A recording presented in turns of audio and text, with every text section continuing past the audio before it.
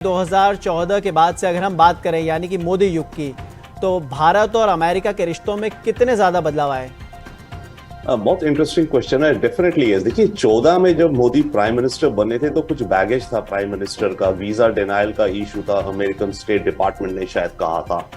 तो जब prime minister की पोजीशन पे आए मोदी, तो सारी दुनिया की क्वेश्चन ये था कि मोदी अमेरिका के साथ रिश्ते कैसे आगे ले जाएंगे।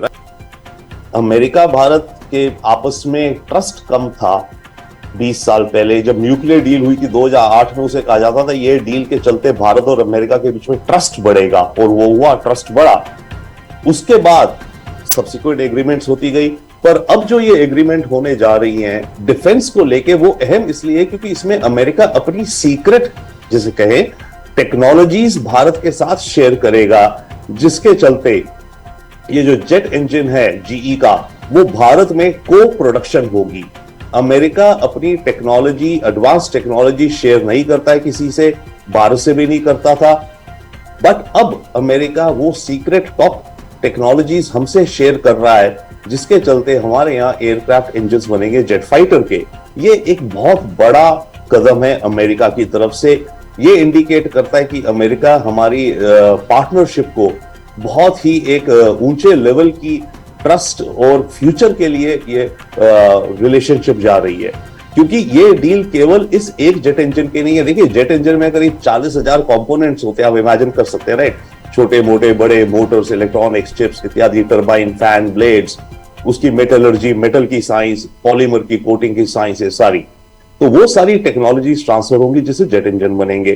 परंतु बात यह कि इससे एक दरवाजा खुल जाएगा for next range of future technologies. तो अभी ये एक है, इसके बाद और भी आइटम्स आएंगे जो कि टेक्नोलॉजी ट्रांसफर होगी इंडिया में और उसकी प्रोडक्शन इंडिया में होगी। और भी ज्यादा अहम बात है, ये केवल जो बनेंगे आइटम्स, ये केवल भारत हम अपने लिए नहीं बनाएंगे। इनको जो हम प्रोडक्शन करेंगे, इनकी एक्सपोर्ट मार्केट भी होगी, और एक्सपोर्ट मार्केट होगी अमेरिका इटसेल्फ। देखिए ये डील्स, ये सारा कुछ हो क्यों रहा है? बेसिक अगर मैं आपको 20 सेकंड में बताऊं, 10 में, अमेरिका का वेपन्स का गोदाम खाली हो रहा है यूक्रेन वॉर के चलते। दिए जा रहा है जैवलिन, स्टिंगर, ये वो यूक्रेन मांगे जा रहा है। अमेरिका के जो नेटो पार्टनर्स हैं, उनके पास भी जो अमेरिकन एमुनेशन है, उन्होंने भी यूक्रेन को देते जा रहे हैं। उनको भी चाहिए अपने स्टॉक वापस भरने के लिए। वही उनकी लड़ाई कल रशिया से हो जाए तो उनको भी तो अपने वेपन चाहिए। इधर ताइवान मांग रहा है कि भाई चाइना से लड़ाई होनी है मेरी, तो मेरे को वेपन से खरीद रहा है। उसके अलावा अमेरिका को खुद है कि अगले 5 से 10 साल के अंदर चाइना के साथ शायद एक युद्ध होगा अमेरिका का, और अगर वो युद्ध होगा तो अमेरिका उसके लिए तैयारी कर रहा है। तो अमेरिका को बहुत सारी वेपन्स, एमुनेशंस, इन सब चीजों की जरूरत है, बट अमेरिका के पास प्रोडक्शन फैक्ट्री नहीं है।